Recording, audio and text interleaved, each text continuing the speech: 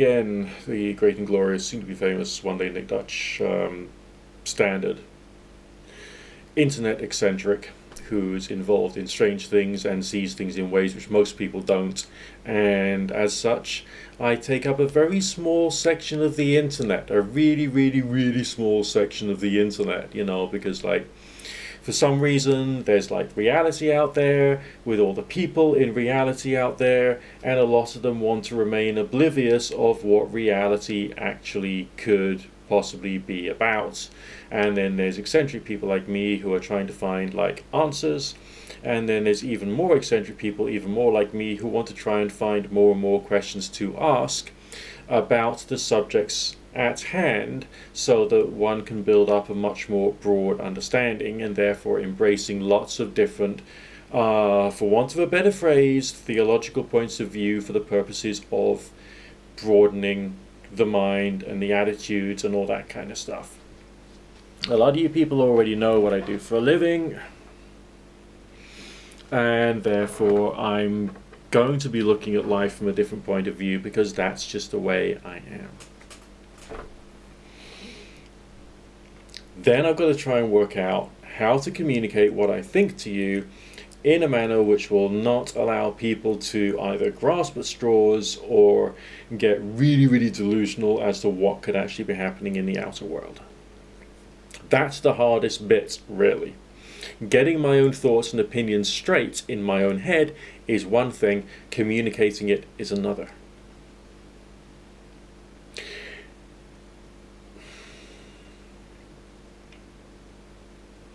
So let's just think things through. What is the easiest form of psychic experience to train? Number one, none of them. And that's because people have to learn to perceive things differently. Normally people perceive the mind and the outer world as being two different things. People who are involved in occultism, they don't. The mind is a co-creator in the universe, but it's not specifically just a receiver or just a thing from which we can then make some decisions about what to have for lunch. The visual things that happen in the mind is one of the most important things we have to pay attention to. Where do they come from? The deep subconscious mind. That's what the psychologists and all the rest of it say, and a lot of that is true. So therefore we can learn to use the visual things which appear in our mind and introspection for the purposes of self-developmental purposes, which is why magic and self-development often overlap, especially when approached from the psychological point of view rather than the let's explore weird supernatural type experiences point of view. But the more you do it, occasionally something will happen that will make you think. And that's why there is quite a lot of interest in either magic or occultism and the attempt to try and control these things. But if the visual imagination is one of the most important things that we can pay attention to for self-discovery, and also for potentially the generation of spiritual experience, and also the receptiveness of apparent psychic energy, which has happened to me on a fair few occasions, then surely the sensitivity to and awareness of the visual imagination requires an awful lot of focus, including in your meditations, whether it's done for a particular purpose or whether it's done just by way as a practice. The people who are very good at dowsing, for instance, say that the dowsing tool is less necessary than the dowser themselves. And they say that the ultimate level of dowsing is to have no tools whatsoever, and you're just paying attention to the subtle changes which happen inside the mind as the source of where you get your answers from. This implies that maybe the visual phenomena which happens in the mind and the imagination is a receiver of two different sources at least. Number one, that which happens inside the body and the mind for including psychosomatic hallucination. Let's say when you get a dream or a vision of something which is actually happening inside you, and maybe that can prompt you to look after your health in a different way, or to understand your health in a different way. Number one.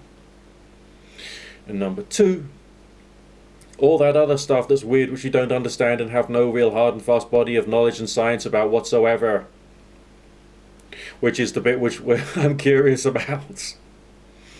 So obviously no wonder that people are going to look at me a bit strange, not only because I'm someone who wants to engage with all that kind of stuff, but also has more and more questions about it and can't provide any hard and fast answers, and therefore it's really, really, really frustrating.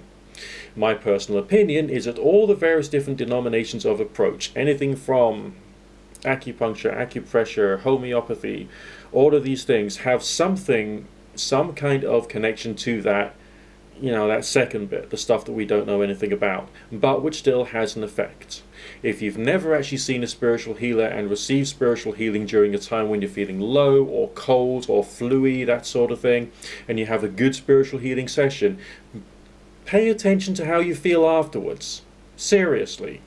Do it like once a week for a couple of months and have a diary, journal it on each and every single day how you feel, and especially how you feel after you've had your healing session. Do it. See how you feel. There is a change there.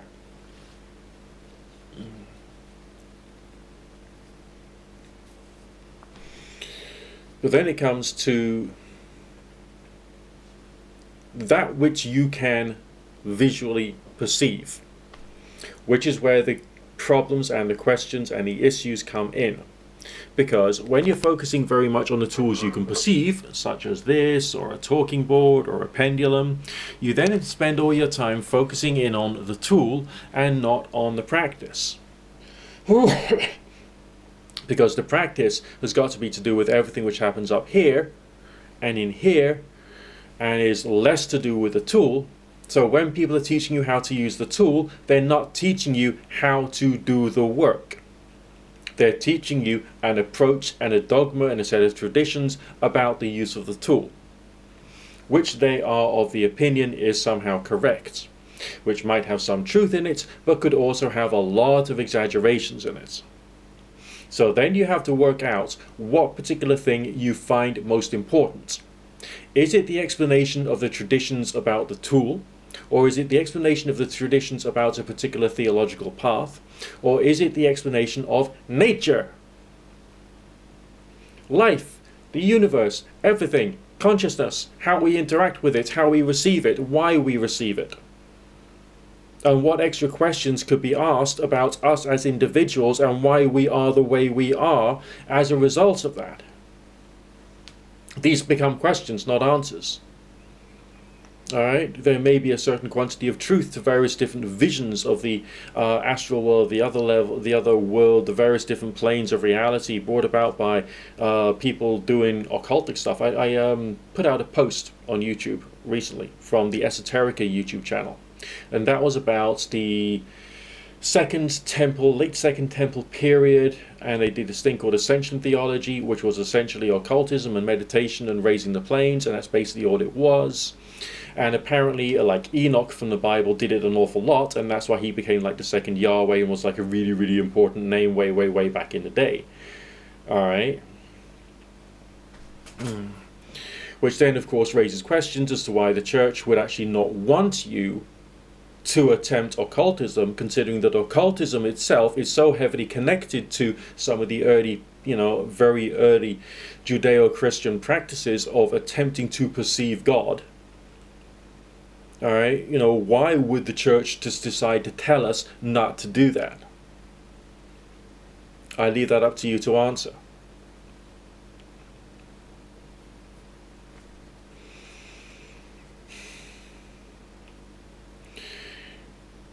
So we are in a world where there is a weight of forces stopping us from approaching reality.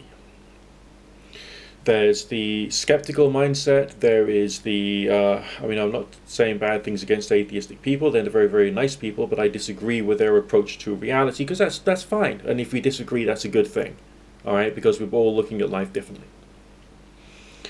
You got the weight of science, which is holding itself up as being an authority in the form of scientism, which holds us back from challenging their approach, because these days things like the double-blind controlled trial is regarded as useful, but also there's now a much more of a move towards some variety of citizen science as being a useful source of information. And this particular new psychedelic renaissance we're going through is somehow sparking that, because of what people are talking about, about the mushroom and about the weed and about all that kind of stuff. And the fact that there is like health associated with it, there is healing, it's not as damaging as people thought, in all kinds of different weird and wonderful ways. And that's actually affecting how science is being perceived. The way things are now, and the way things will be from a scientific point of view in about 50 years' time, is going to be two very different things. Maybe there won't be quite as much weight holding back progress. But we've also got to make sure that we can't be in a completely libertarian environment, because we have to have things working for people and serving people. So we can have intellectual liberalization in terms of science and spirituality. But political, but on the political side of things, there's got to be some kind of like, and that's just my opinion, because I come from the center, like leftist point of view.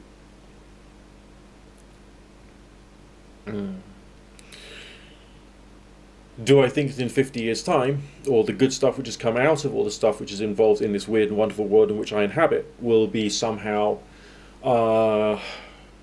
completely sorted out and in place? Not necessarily.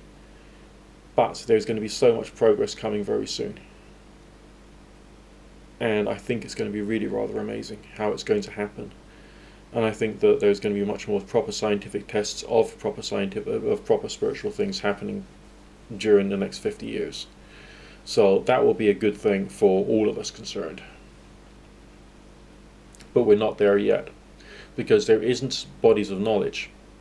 The bodies of knowledge are not anywhere near as powerful as the folk myths and the need of individuals and groups to spread the ideas of those individuals and groups. Yet.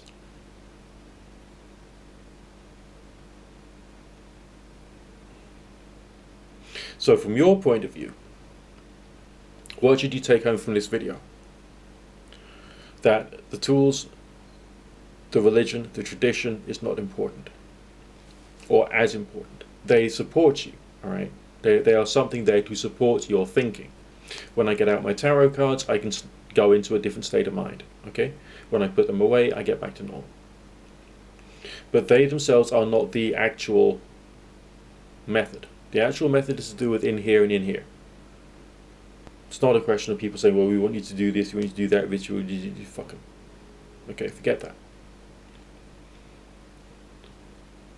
The most common denominator is that of meditation and practicing sensitivity, and practicing raising energy, and then learning to change your state of being inside your mind, inside your body, remembering, of course, what that woman said in that book on exorcism.